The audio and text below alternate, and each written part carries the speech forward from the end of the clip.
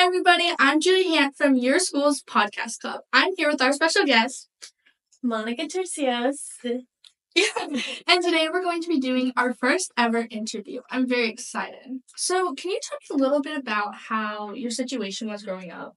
Yeah, so I am actually first generation American. So my parents are from El Salvador, and so I grew up as the oldest, and also had to help them also kind of navigate as they were also coming into America. And so, that was a little bit about where I grew up. And so I worked with a lot of immigrants later on in life because of the influence my parents had on me. Wow, that's really cool.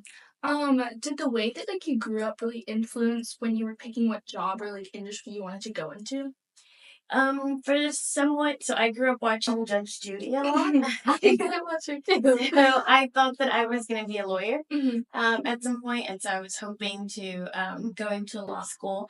And so I started working with immigration services and working as a legal clerk, and then kind of realized as I was working with a lot of survivors of crime, so things that had happened to them in the United States, and then I had realized that I really wanted to provide them more support, and somehow ended up in counseling as opposed to going to legal. So I would say that the influence growing up with immigration and the effects that it had on my family is kind of what led me to where I am now. Wow, that's really inspiring. Where have you gone since then? Since you decided you wanted kind of switch from being a lawyer into therapy and all that. What made you do that switch, and where are you now? Yeah, so I am now the director of behavioral health and wellbeing at the Houston Area Women's Center. So I went to grad school after working in a legal world for a while and got my counseling degree. Mm-hmm. And then I became licensed and worked with refugee children in schools and in foster care, and ended up working at the Houston Area Women's Center, working now with survivors of domestic violence. That's really interesting. What is the main purpose of this organization that you work with? Yeah, so the Houston Area Women's Center provides real-time safety for any person who's been impacted by domestic or sexual violence. What we do is provide residential services. We also have a hotline that's open 24/7.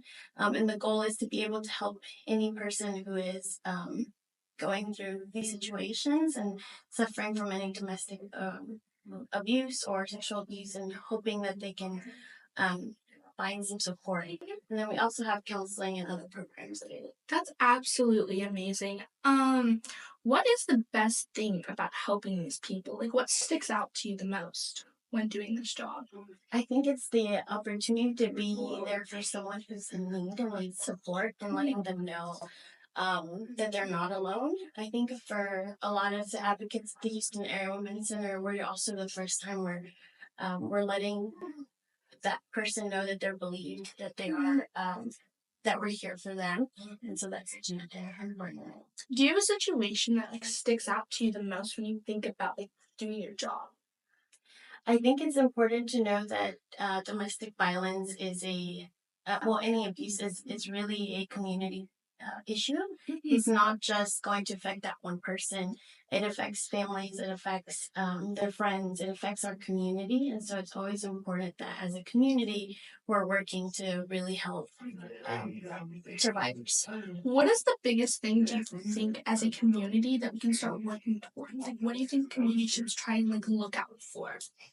Yeah, so at the Houston Area Women's Center, what we like to note are the 3 R's of advocacy, right? And so the first is to be able to recognize that abuse does happen and it is in our communities, and being able to respond, right? And to know that we're able to listen and help that survivor feel heard and understood, and then to know where to refer them, right? So recognize, respond, and then refer. So referring to the Houston Area Women's Center or any other agencies that are able to provide that support. I love that. The 3 R's. That's really good. On the first R, recognizing it, what is some things that pops out to someone that would make them be oh my goodness, this is a situation in which I need help? Yeah, so domestic violence is about using behaviors to try to manipulate or control a person. And so it's important that we're looking for any changes in behavior, right? As the person maybe used to be social, now doesn't want to hang out, or are there physical signs of abuse? Is their environment kind of change? Are their behaviors changing? Those would be some of the early signs. Making sure that you open that line of communication is important. Yeah. Yeah. Um, what makes victims necessarily not want to come forward and not be able to come forward? There's a lot of factors with that, and a lot of times it's that they maybe feel like they're not going to be believed, or that they don't know what's happening, and so it's important that we are always open and empathizing with survivors, and so being able to actively listen, right, to just be there and understand what's happening and let them know that they're not alone and that we're here to support them. 100%. I think listening is very key to that. How has like what you work in kind of like influenced the way that you live your own day to day life? It's a great question. I would say that for me, just recognizing that it's people sometimes just need to feel connected and to feel heard and understood. And so just learning how to listen, right? Not knowing, not necessarily needing to respond to anyone, but just being a friend and just listening. And so that I think I take with me everywhere I go. That's really cool. Is there anything that you want young girls to like keep in the back of their head or just like any young child to kind of just like know and like move along with it, like go to school knowing this and like live their life in their home knowing this?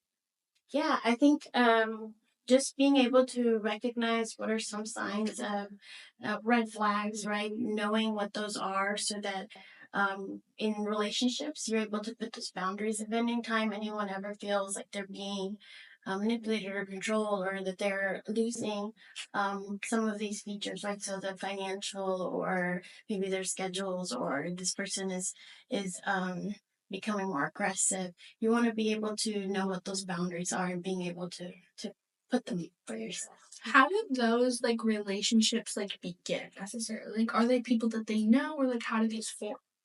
But some it depends. For domestic violence, it's usually an intimate partner or relationship, right? So it could be happening during dating, and it could be controlling behaviors, and so making sure that you are able to kind of provide those, have those kind of red flags in the back of your mind, and also understand what are your personal boundaries, right? So understanding what is it that you are comfortable with and what you're not, and being able to talk to someone or being able to get help when it's needed. Yeah, so setting boundaries seems very important in like a relationship. I think that's a great point to bring up. How does this organization itself um like impact the community as a whole? Like what do you think is the biggest thing that this has done to women and families across like the United States? Well, I think it's the prevalence, right? So in the state of Texas, last year we had, I believe, 205 homicides that were caused by domestic violence, Yeah. and so it's everywhere, right? And that's just the ones that are reported. We know that there's more that are probably categorized as other things, Yeah. right? And so there could be stalking, there could be murder that didn't necessarily include domestic violence, but there's still homicides. And so the intimate partner violence does affect our communities. It is happening, and at the Houston Area Women's Center, we really are working to end it all. And so that means being able to teach the community that domestic violence and sexual violence do exist, and that we are here to provide that support. I love that. Do you think that there can ever be a world where there is no domestic violence? That is the goal. That is the goal. Okay, that is awesome. That is the goal. Do you believe that it can be achieved if everyone in the community starts to work together and starts to build a community where we can share and like, listen and openly communicate? Yes, I definitely think so. It has to be a societal change, right? There's certain gender norms or things that we also have to take accountability for that do influence the culture as well. And so we want to eliminate that as well. Yes, I 100% agree. I think gender norms are a big thing in today that cause a lot of issues societally. So I think that's great. What is some of the biggest ways that people that are watching can help? Support not only this organization, but like the people who go to school with us who may be facing this and like not necessarily know that these people are facing these challenges in their own home. Yeah, I think the biggest thing, like I said, is to recognize that domestic violence exists, recognize what are some of the signs, and being able to respond by just listening and being supportive to that person who's going through that. And then the next is being able to know where to refer, right? So you can refer to the Houston Area Women's Center or to any of the other programs that are nearby. It's always important that they know where to get help and that they know that this is happening and that there's support there. Is there any place that the people watching are able to donate or like refer or like the website name that you'd want to share with them? Yeah, so we have the Houston Area Women's Center.org platform, right? So that does have a 24/7 live chat as well. And so we do have the hotline. If you're wanting to call in, you do have the domestic violence number, which is 713. Okay. Let me think about that one. Make sure I have it right. It's fine. We can cut this out. Yeah. But yes, we do have the domestic violence hotline numbers and the sexual violence hotline numbers. And so we want to make sure that people know where to call. And then for volunteer opportunities, they are also listed on our site. And if people would like to donate, obviously it does take support from the community to also provide 24/7 support services for survivors. We do have a new center that will have 360 beds coming soon. Wow. So we currently have 120 residential units, and we're going to be opening up soon 360 beds. And so the opportunity to be able to provide more services in our community, but that does also mean that there's more support or things that these survivors may need. And so sometimes toiletries, things that can help them are always appreciated. That's really cool. Do you have a number on the amount of like people that you've helped or the organization as a whole has helped? I can tell you about in 2024, right? So we just finished that year. We served over 750 families. That's In our absolutely residential amazing. unit. Yeah. Wow. Okay, that's very inspiring.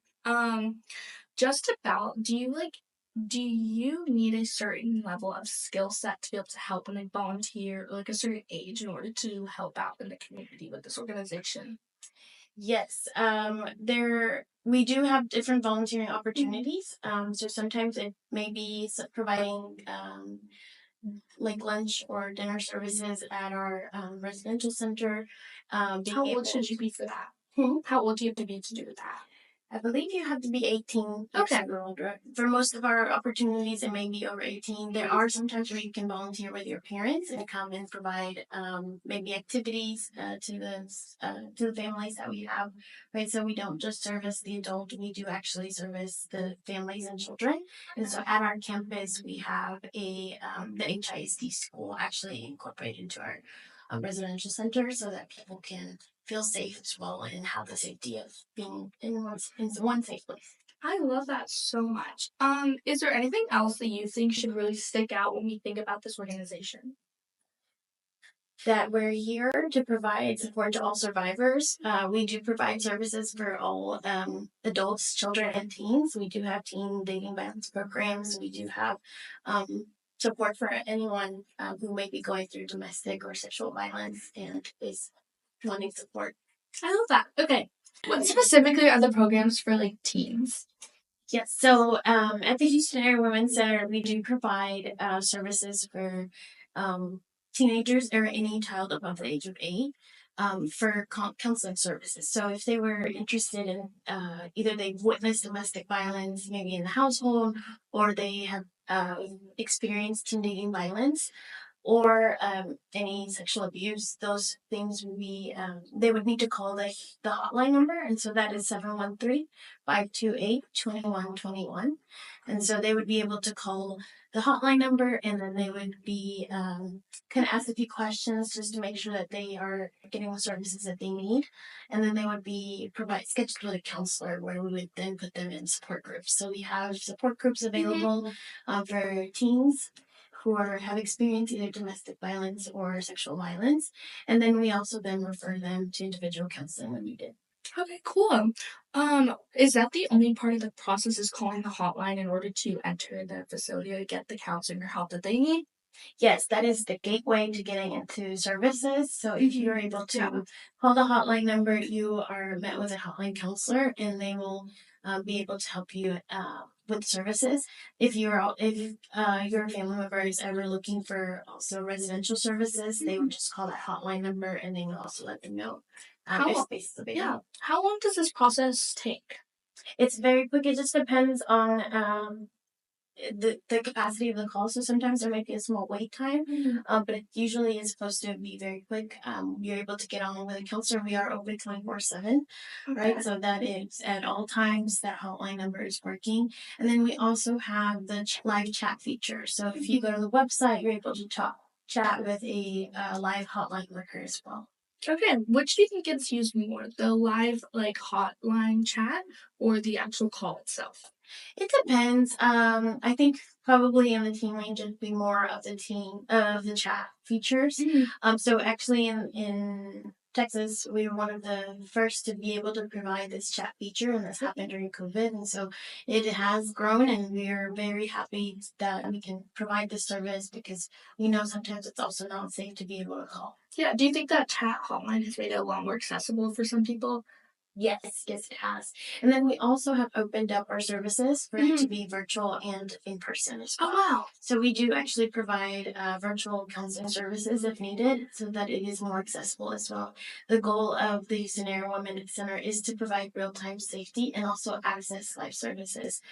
So increasing it through whether it's virtual or telephonic does open up that accessibility for folks. How much do you think that has expanded the shelter itself? Being able to do it online and in person. I think it just lets the community know more right of where to go because we try to meet the need, but sometimes if they get referred to other centers or other partner agencies for beds, that does happen too. But I think the need has always been there. I think it's just, yeah, it keeps growing. So that's unfortunate, but we are trying to meet as much. Yeah, it's very sad that this is such an issue. What are the signs of abuse that people can like watch out for when it comes to being a teenager in a relationship or at home? Yeah, I think the first is to be able to recognize what are some of the red flags in dating, right? So love bombing, if you're familiar with love bombing, that is just kind of being able to feel overwhelmed that this person is giving you all that affection and trying to persuade you, right, that the relationship is I think that's working very or to common gain in your high trust. school. Yeah, I think that's a very common thing that happens a lot. That would be sad if that leads to something else in the future. So I think that's a very good sign. Any others? Yeah, so we have also the gaslighting, right? So being able to recognize when you're being um, manipulated or having someone who may be making you doubt your perceptions. So gaslighting would be another one. Sexual coercion, right? So sexual pressure that can happen in relationships. And then also the name calling, right? So if there's blaming or if they're creating isolation, those would be some of the some of the flags to watch out for in dating. I think that's some really good advice to look out for, especially as you go through high school. We kind of like face a lot of challenges like around us, and sometimes we ignore maybe the relationships because that's like the close person. That's supposed to be the person we can trust, and we kind of like would overlook it. So I think that is very good to kind of like look out for. How can our podcast itself help prevent violence in the community, or like share to people to help prevent violence from happening in the first place? I think it's important to be able to call it out if you see it, right? Being able to recognize it, provide support to that friend. If you have a friend in your close circle that may be disclosing to you, and you might be that first person that they tell. And it's important that you're mindful of how you respond, right? So a lot of times people think that you have to know what to say and like have the right words for a person who may be telling you something very difficult. And that may not be true. The first thing is just to be there, be supportive, and be empathetic. And so empathetic is just being able to connect with that person and put yourself in their shoes, right? And just help them feel, give them the space to feel and feel safe. Do you think that someone who is being told these things should go to a parent or a trusted adult first, or call the hotline for that person first, or let them know about the hotline first? Ideally, we would ask that they talk to their parent or a trusted adult, but we know that may not be the case at all for everyone. So it is sometimes okay to just call the hotline, and we can try and get them the support they need. Are you able to do the hotline without your parent consenting for you? You can for certain scenarios, but you have to have parental consent for services. Okay, cool. Unless you're emancipated or in certain situations. Okay. Thank you. Thank you so much for coming on our podcast. That's all the questions we have written down and all the questions that we can go over today. Yeah. Any last comments or are you good? Yeah, that's it. Thank you guys so much for having me. This is a great opportunity, and we are very grateful at the Houston Area Women's Center to be. Thank you so much for watching this week's Podcast Club.